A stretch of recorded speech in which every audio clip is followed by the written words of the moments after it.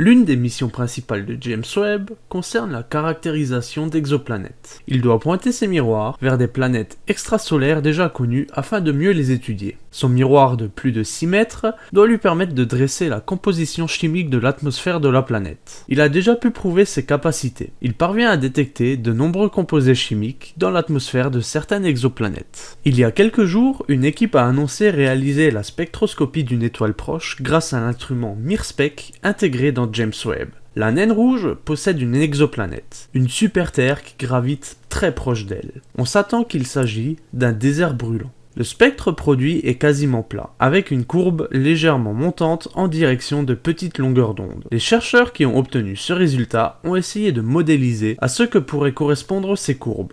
Parmi des centaines de scénarios, 2 hypothèses sont ressorties. Elles sont représentées par les courbes orange et bleu.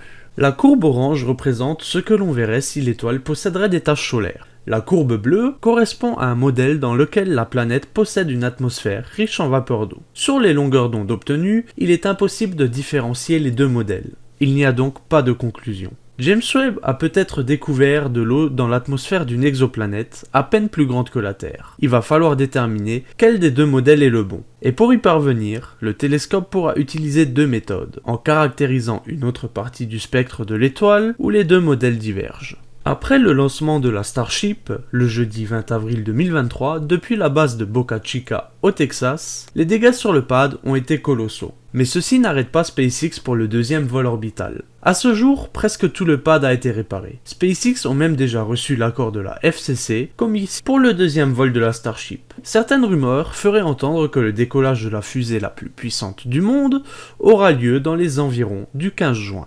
Et voilà, c'est déjà la fin de cette vidéo. Quant à nous, on se retrouve la semaine prochaine pour une nouvelle vidéo. C'était Astronover, n'hésitez pas à liker, à commenter, à vous abonner et surtout à lever les yeux au ciel.